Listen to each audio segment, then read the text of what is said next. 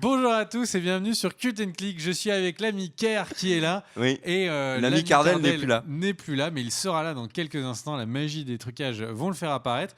Et l'ami Kerr, voulez-vous dire un mot d'introduction ? Oui, on va vous diffuser tout de suite avec Big B qui s'en va. Une vidéo, c'est un débat sur les blockbusters. On a fait une vidéo précédemment sur Transformers. Et puis dans notre foulée, on a continué sur le débat blockbuster. Donc on l'a coupé un petit peu brutalement. On refait l'intro pour vous. J'espère que ce débat va vous intéresser. N'hésitez pas à mettre un pouce vers le haut, à partager, à mettre un commentaire. Voilà, les classiques sur YouTube si on veut survivre sur la plateforme. Et puis passer un bon moment sur cette vidéo débat blockbuster, la santé globale des blockbusters. Y a-t-il de l'imagination dans les points de vue techniques ? Enfin, il y a plein de choses qu'on aborde dans ce débat. Bonne vidéo. Ciao. Maintenant, ce qui me dérange avec ce film, c'est que c'est un film qui est fait pour un public d'enfants. Ok, on l'a vu, c'est formaté de toutes les manières. Mais c'est un film qui a vraiment... Là, maintenant, on voit que, à l'image de Disney, qui a Star Wars, c'est quoi ? C'est un film par an. C'est un Star Wars numéroté tous les 2 ans et un spin-off toutes les 2 années. Donc, on a un film par an. Là, on voit bien ce travail sur les effets spéciaux d'explosion, qui sont des effets réalistes, c'est-à-dire c'est pas du trucage 3D. Et on le voit, tu vois, c'est vraiment des feux d'artifice, quoi. Donc c'est un moyen de virer. On vire le sang, on vire tu vois, le côté flamme dangereuse, etc. Donc il y a un vrai travail autour de ce cinéma pour enfants. Et donc au final, quand je revenais sur Star Wars, on a un Star Wars tous les ans. Maintenant, on a des Marvel, on en a 4 par an, 5 par an parfois. DC, qu'est-ce qu'ils font ? Ils font pareil. Ils avaient un film tous les 2 ans, tous les 3 ans. Bah là, boum, ça y est, on va en avoir 3 par an, 4 par an, montés en puissance. On a Indiana Jones qui est en train d'être discuté pour être de nouveau une franchise qui revient tous les 2 ans. En juillet 2020. Non mais que c'est une franchise qui revient tous les 2 ans. On a Avatar qui était un film qui avait ses qualités et ses défauts. Boum, c'est parti, on va avoir un film tous les ans. Et donc, il va en faire 4 avec une coupure de 2 ans après entre le 3 et le 4. On a globalement des films qui sont... Les studios nous vendent une espèce de sérisation, tu vois ce que je veux dire, des films, où en fait on va plus voir un film, on va avoir un film à gros budget qui s'inscrit dans une suite, dans une succession. Et là c'est vraiment exactement ce qu'ils ont voulu faire, c'est-à-dire d'un blockbuster, le transformer en un blockbuster moderne, est-ce que j'appellerais un blockbuster moderne, c'est-à-dire un blockbuster qui est en fait une succession de blockbusters, et on a un univers étendu. Et donc là, ce qu'ont fait les scénaristes de Transformers, c'est exactement ça. Ils ont travaillé en se disant ok, on va étendre l'univers, donc qu'est-ce qu'on va faire ? On va aller piocher chez les nazis, on va aller piocher sur la Première Guerre mondiale, on va aller piocher du côté des chevaliers de la table ronde. Et en fait, ils ont utilisé, tu sais, des mythes urbains ou des éléments du fantastique urbain pour derrière essayer d'accoler, tu vois, Transformers, pour en faire une succession de films. Et je comprends, c'est mathématique, c'est les thunes, ça marche, c'est complètement formaté et de manière très réussie. Encore une fois, certes, pour un adulte, je pense que vous allez vous faire chier, mais par contre, pour un enfant, je pense que vous allez adorer. Regarde, prenons l'exemple du moment, Fast and Furious, c'est de nouveau, c'est un film qui avait son rythme, son premier film, qui était un plutôt beau succès, qui aurait pu être un film direct ou DVD, au final, en termes de budget, et qui a bien fonctionné, et qui devient la franchise phare aux États-Unis. Qu'est-ce que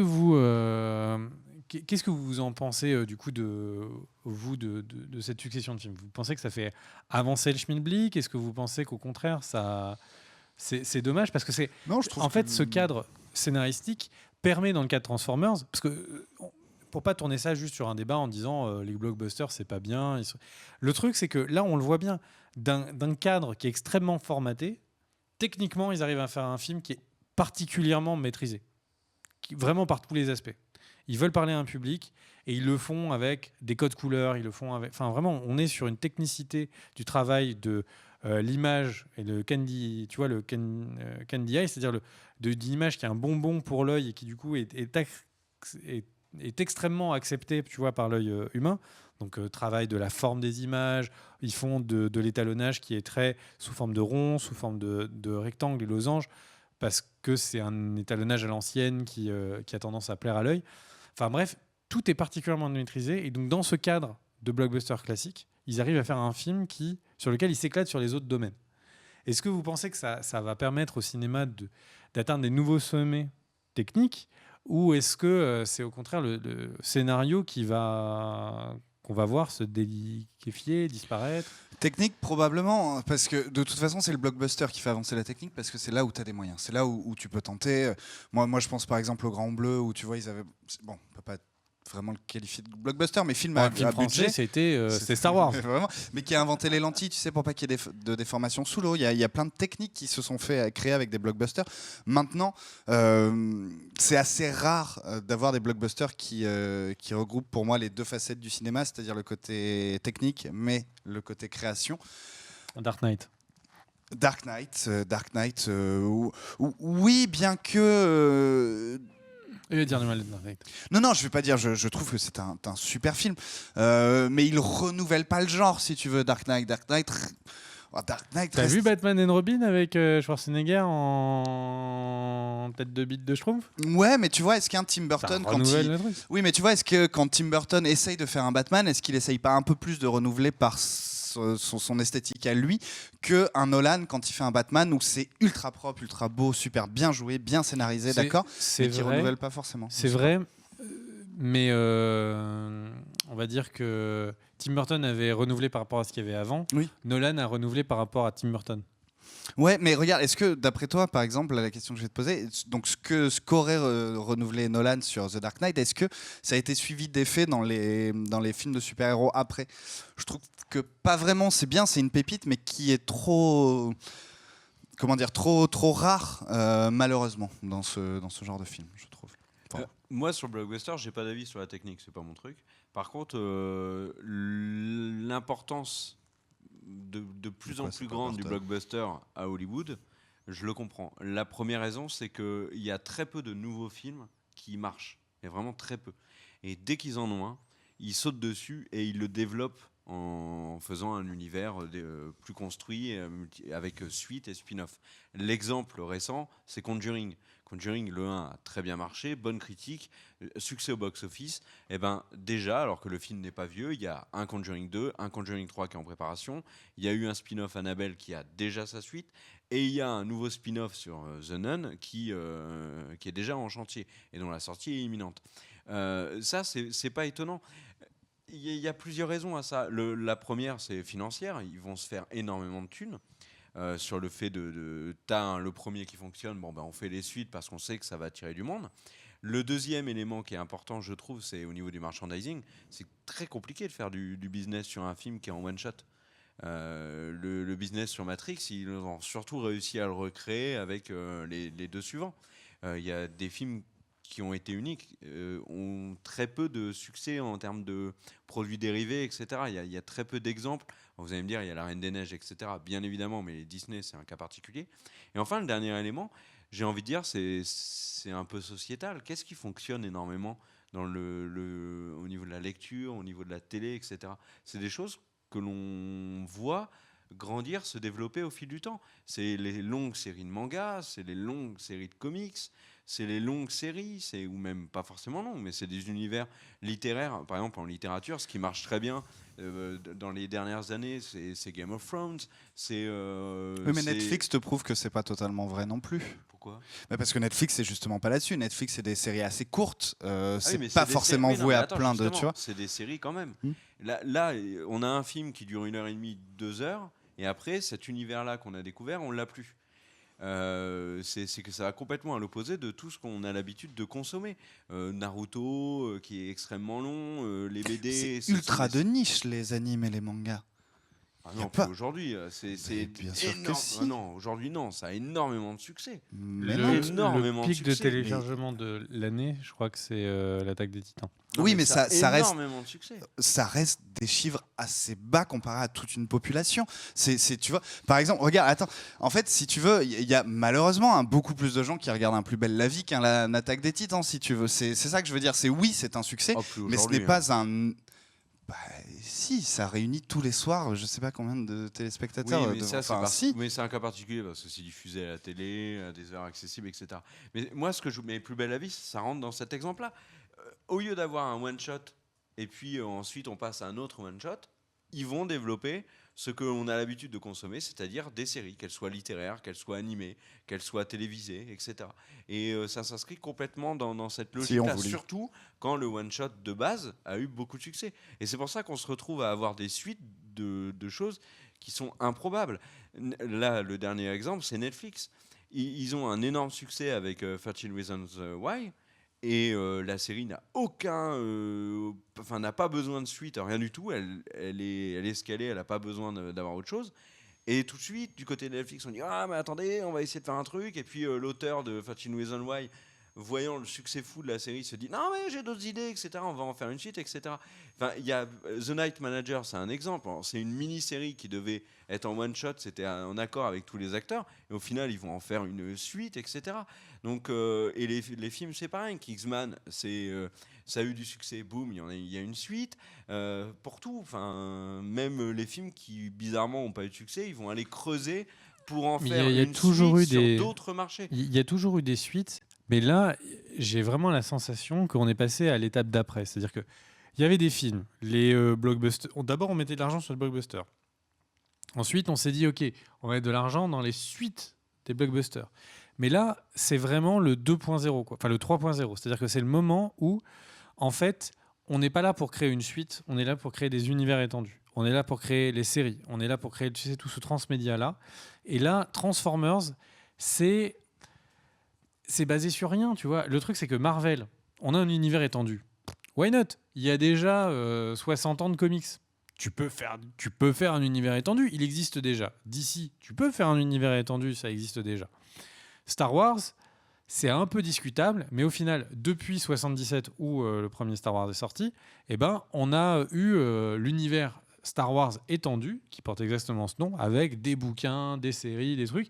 Et donc là, 30 ans après, fair enough. Tu vois, on peut vraiment avoir du Marvel, du Star Wars dans tous les sens. On a 30 ans à rattraper de création de bouquins et tout, et dans le tas, il y en a des bons. Là, Transformers, c'était un dessin animé des années 90. Mais qui avait déjà son univers, qui avait, les jouets, etc. Qui avait juste sa petite série. Et puis là, d'un seul coup, on est parti dans cette... Tu vois, dans ce côté rétro, on est tous un peu nostalgiques de cette période, et du coup, on a eu des films avec les Tortues Ninja, avec les Transformers, etc. etc. Donc, nos séries, des dessins animés des années 90 sont devenus des films à blockbuster des années 2010. Mais là, on travaille, on polish et tout les films pour que ce soit que des univers étendus. Là, ça donne l'impression qu'on va avoir cette logique de série, tu vois, avec... On va avoir à la Netflix une série avec un budget X, ou à la Game of Thrones, une série qui va nous être balancée comme ça sur plusieurs semaines, avec une temporalité où la série, c'est le truc qui revient toutes les semaines, ou qui est lâché d'un coup à la Netflix, mais qui est un peu le contre-exemple. Et donc, toutes les semaines, on a une série. Et en fait, les films, ce sera tout pareil, sauf que la temporalité, ce sera tous les 4 mois, tous les 3 mois. Tu auras le film d'un gros budget pour l'histoire.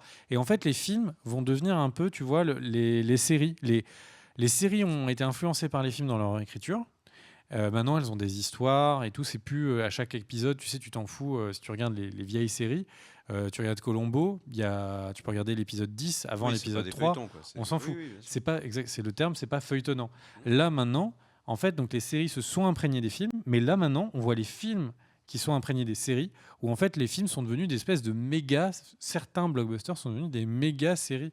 Là, j'ai vraiment l'impression que Disney, qui achète Star Wars et qui annonce qu'il va y avoir un Star Wars tous les ans, le succès des Marvel, en fait, on n'a pas compris que c'était l'apparition d'un nouveau type de gros budget. Ghost in the Shell aurait été un succès. On savait déjà qu'il était en discussion, le 2, le 3, c'était déjà en prépa. Moi, il y a 2 autres choses que je vais rajouter sur les blockbusters. Et j'ai oublié.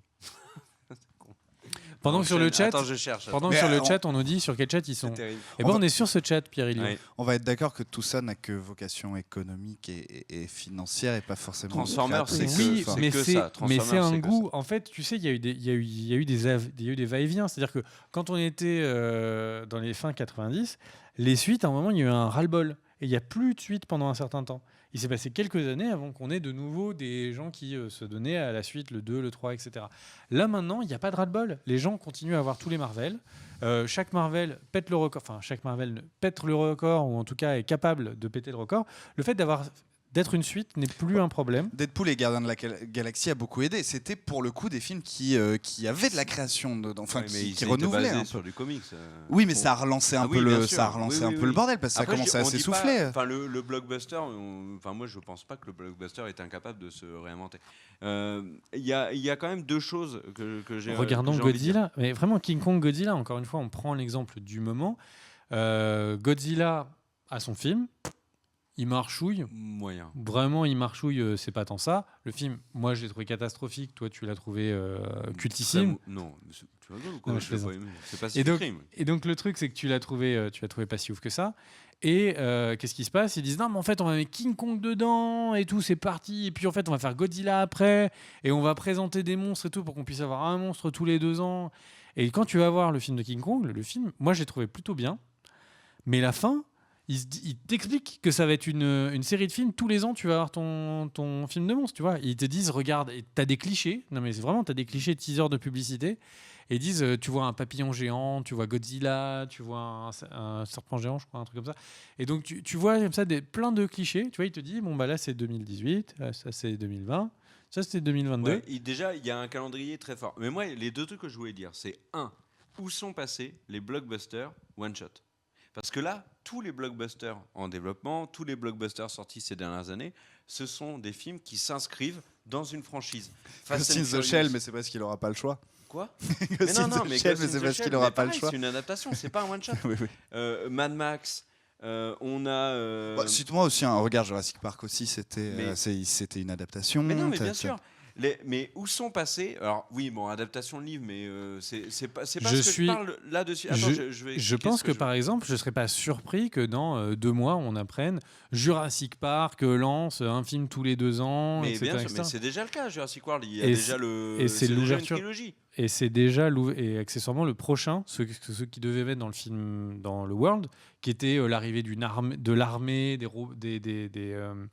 des raptors, tu vois, dissidents pour les mettre donc dans les, tu vois, dans l'armée et ça sera pas dans le 2. Le mot que je cherche, c'est de les rendre armes. Oui. De les mais utiliser. Ça sera pas dans le 2. Et donc au final, c'était censé être dans World. Ils ont dit ah non, etc. On réfléchit à le mettre dans le 2. C'est parce que le moment où en fait ils te mettent un univers où tu as des guerres modernes avec des robots, avec des dinosaures, j'en veux. Et donc, au final, c'est le moyen pour avoir du Jurassic Park tout le temps. Mais alors, ce que j'ai essayé de dire, c'est que là, aujourd'hui, on n'est que dans le cadre de franchises très fortes. Et tous les gros blockbusters de ces dernières années sont des franchises, à une exception près, c'est les Nolan, qui ont été Inception ou Interstellar, notamment. Par où sont passés les films qu'on avait dans les années 90-2000? La Tour Infernale Montparnasse, il y a eu le 2. Mais non, mais laisse-moi terminer. J'arrive pas à parler là. Armageddon, énorme blockbuster, one shot total. Qui avait lancé un peu une mode aussi avec Deep Impact, c'est avant. C'était 97. C'est Deep Impact qui a lancé 98. le bordel. On a eu d'autres gros films. Le Pic de Dante, on a eu les films catastrophes avec Volcano, etc. On a eu Cliffhanger, on a eu le 5e élément. Maintenant Speed, il y a eu des suites. Il y a eu mais oui, mais Speed était un gros blockbuster. Où sont passés le pognon n'est plus sur des blockbusters one shot. Pourquoi? Films d'action en fait, trop de films d'action. Parce que la prise de risque est beaucoup trop grande. Mais je suis entièrement d'accord avec vous. Lone Ranger, ça a vacciné Disney. Mais alors là, ça a vacciné Disney pour 200 ans, mais ça a aussi vacciné tous les autres qui se sont dit non mais Disney a. On rappelle que John Carter était le plus gros budget mis en place par Disney sur une nouvelle franchise. Énorme échec, un des plus gros échecs du cinéma. Oui. En tout cas, du cinéma moderne, c'est sûr. Et du coup, le patron de Disney a dû démissionner. On nous dit le Loup de Wall Street dans le chat. Non, un blockbuster, ce n'est pas un blockbuster. Et même toutes les tentatives Est-ce qu'on définirait pas ce que veut dire blockbuster aussi, d'abord? Un film spectaculaire avec un gros budget. Non mais je suis entièrement d'accord avec toi. On prend pas de risques, on fait des suites. Mais ça c'est ok, ça c'était tout le temps. Moi ce que je vois dans les images de Transformers, ce que je vois dans les annonces dernières et dans mon bol de café, c'est que là maintenant on est passé à l'étape d'après où on n'est plus là en fait pour faire un 2. On est passé en mode industrialisation. On est là pour faire une suite. Et il y a plein de 2, de 3, de 4, etc. Il y aura un film Transformers tous les 2 ans. Et puis il y en a un qui sera peut-être sur Bumblebee et ça s'appellera Bumblebee Story. Et puis l'année d'après, ce sera de nouveau un Transformers 8 et on va nous parler des Transformers numérotés, des spin-offs, etc. Globalement, on est en train de changer la manière dont on produit les gros films à Oui, blockbuster. oui, d'accord. Et alors, dernier élément sur les blockbusters, il y a un truc qui, moi, me choque, mais vraiment, enfin, me choque, mais je ne suis pas en train de me rouler par terre non plus, c'est que les blockbusters d'aujourd'hui, tu l'as un peu dit tout à l'heure, mais c'est totalement vrai, ce sont les succès d'avant. Regardons, c'est très simple. Quels sont les gros films qui vont vous faire rêver, entre guillemets, et qu'on va vous vendre à n'en plus finir? La franchise récente, entre guillemets, c'est Fast and Furious, 2001.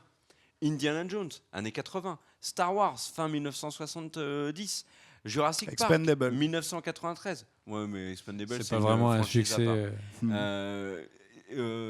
Avatar, bon, c'est 2010. Bon, ça commence à être tout à fait correct. Mad Max, bah, c'est adapté d'une vieille trilogie avec Mel Gibson. Enfin, tu vois, l'autre élément, c'est Disney. Disney aujourd'hui est en train de construire tous ces films sur des productions qui sont là depuis très longtemps. Indiana Jones, Star Wars, Marvel, et également tout ce qu'ils appellent leurs grands classiques, qu'ils refont tous en adaptation live. Les gros blockbusters de Disney, regardez un peu le programme de Disney, ça n'est que de l'adaptation de choses qui datent. Alors je ne dis pas que c'est mauvais, je dis juste qu'en fait ils sont en train également de surfer sur une vague qui est indéniable, qui est la vague nostalgique, qui nous touche nous, trentenaires, entre 20 et on va dire 40 ans, de ce qu'on a kiffé quand on était gamin, de ce qu'on a connu quand on était gamin, et qu'on retrouve les G.I. Joe qui étaient nos jouets, les Transformers qui étaient nos jouets, le Roi Lion, Pocahontas, Aladdin, la Petite Sirène qui étaient nos dessins animés, Mad Max qui était un film d'action de l'époque, Star Wars qui était le truc que nos parents ont découvert et nous ont partagé, Indiana Jones qui était le film qu'on se matait à Noël, etc. C'est aujourd'hui toutes les grosses franchises ne se basent que sur du vieux. Il n'y a aucune grosse franchise qui se base sur des choses, on va dire, sur des créations récentes. John Wick. Eh ben justement, j'allais venir sur John Wick, parce que si tu fais un peu le point sur les blockbusters dits one-shot de ces dernières années qui sont en train de devenir des franchises, eh ben, il y en a très peu. Parce que dans les faits, il y a plusieurs raisons à ça. La première, c'est qu'il y en a très peu qui ont marché. La plupart des nouvelles franchises se sont mais totalement cassé la tronche. Et on a aujourd'hui très peu de franchises qui sortent du lot. Il y a Pacific Rim. Pourquoi Pacific Rim? Parce que ça a eu du succès en Chine. Et c'est pour ça qu'ils en font une suite, Uprising, etc. Ensuite, il y a John Wick. Et ça, même si tu avais dit que tu n'étais pas d'accord. Mais dans les faits, John Wick, le 1, est sorti de nulle part. John Wick, ils en ont fait une suite. Ils vont en faire une 3. Et là, Bruce Willis vient de faire un film qui est une copie de John Wick. C'est-à-dire que dans John Wick, il perd son chien parce qu'il est mort. Là, c'est des méchants qui ont kidnappé le chien de Bruce Willis et il n'est pas content. Quand John Wick rencontre Taken. Mais en fait, c'est là aussi on voit l'influence de ces grosses franchises-là ou de certains films, c'est qu'ils vont réinfluencer un petit peu beaucoup de choses autour d'eux. Et par exemple, Fast and Furious, c'est un cas, etc. Mais après, il y a plein de choses à dire sur le sujet, on en a dit déjà beaucoup. Mais là, il y a aussi des choses à voir, c'est qu'il y a des franchises qui sont des succès que personne n'attendait. Fast and Furious, je vais dire un truc qui va peut-être choquer du monde, mais si Paul Walker était encore en vie aujourd'hui, Fast and Furious n'en serait pas là. Fast and Furious, non, il n'en serait pas. Le 7 était déjà... Le 7, c'est après la mort de Paul Walker. Le 6 a connu un succès, je peux vous assurer qu'avec c'est le seul qui est sur Netflix d'ailleurs.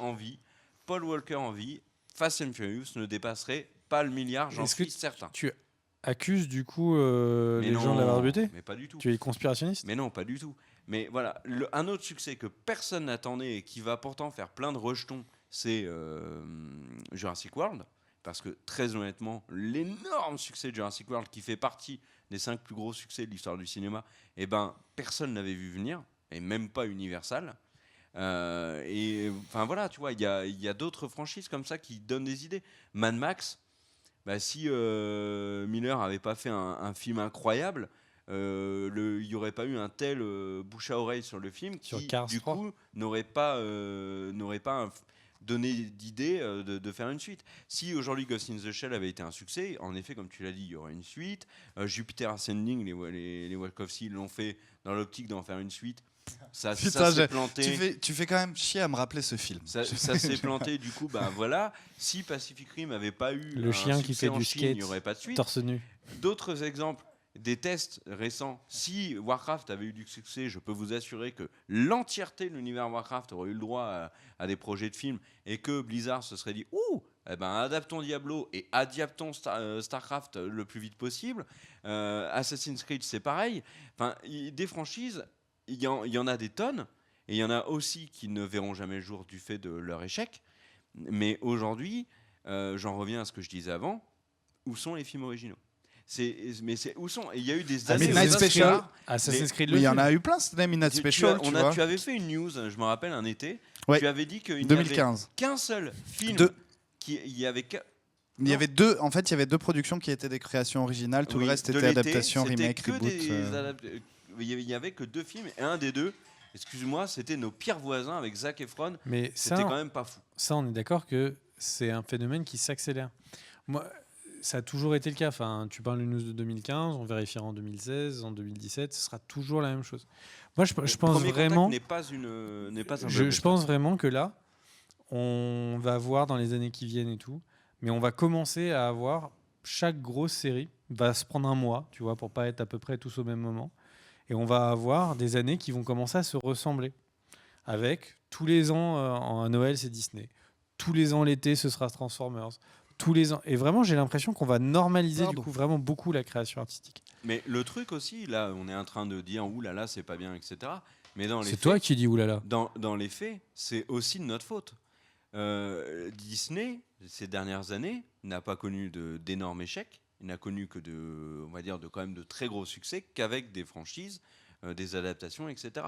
Si on regarde un petit peu l'année 2019, puisque c'est très d'actualité, puisqu'on a eu les dates de sortie, Disney, c'est quand même 2-3 Marvel, c'est Star Wars 9, c'est l'adaptation du Roi Lion, et c'est La Reine des Neiges 2. Mais ils vont connaître un succès phénoménal sur La Reine des Neiges 2, qui devrait faire un carton. Mais vraiment, à mon avis, ça va être colossal, comme on n'a jamais eu un succès pareil pour un film d'animation. Il y a déjà eu une suite à un Disney qui n'était pas en direct ou DVD, parce qu'Aladin, par exemple, a eu une suite. Quoi Mulan, il n'était pas au ciné, le 2 Non. Il y a eu Bambi 2. Bambi 2 est sorti au cinéma. Ouais. En 2015. Putain, j'ai jamais vu. Sirène. La petite sirène, non. Il y a eu une suite, mais elle est sortie en DVD, en VHS ou DVD, je ne sais plus. Pocahontas, Hercule, non. Le Roi Lion, non. Le Retour de Jafar, je crois, la suite d'Aladin, c'était en DVD aussi. Oui, c'était drôle, je crois qu'il n'y a que Bambi qui a eu le droit à une suite. Il me semble qu'il n'y a que Bambi qui a eu le droit à une suite. En tout cas, au ciné. Là, La Reine des Neiges, il faut s'attendre à un véritable raz-de-marée. On en reparlera dans l'émission, mais... Il y a eu une suite au cinéma ? Ah oui, il y a eu plusieurs Winnie l'ourson, mais c'est un peu à part, Winnie l'ourson. Mais voilà, et pourquoi est-ce que Disney arrêterait de faire ça alors que ces films connaissent un gros succès ? Cette année, l'adaptation live, on a eu le livre de la jungle, mais là, La Belle et la Bête, mais c'est un énorme succès, mais Disney n'a aucune raison aujourd'hui d'arrêter les adaptations live, mais pire que ça, ils n'ont aucune raison d'arrêter les adaptations live qui ne prennent aucun risque. Et puis parce que ça joue sur la nostalgie des gens aussi beaucoup. C'est l'adaptation live, tu vois, un peu faussée de La Belle au Bois dormant. Avec 50 Cent. Ah oui, non, mais il n'y a pas 50 Cent, non ? Non, c'était une vidéo du oui, c'est dans la vidéo, oui, voilà, c'est pour ça que je me disais. Maléfique, c'est globalement une adaptation live plutôt réussie, on va dire, pour ce genre de truc. Mais dans les faits, si tu regardes bien, c'est peut-être celle qui a le moins marché. Parce que derrière, Cendrillon, qui apportait rien, a eu son public. Le livre de la jungle, qui apportait rien, a eu encore plus de public. Et aujourd'hui, La Belle et la Bête a encore plus de public. Donc on chouine à dire, oui, ils refont le Roi Lion, ils refont Aladdin, ils refont La Belle et la Bête. Oh là là, Emma Watson, elle a fait ça plutôt que La La Land. Ok, mais dans les faits, c'est un énorme succès.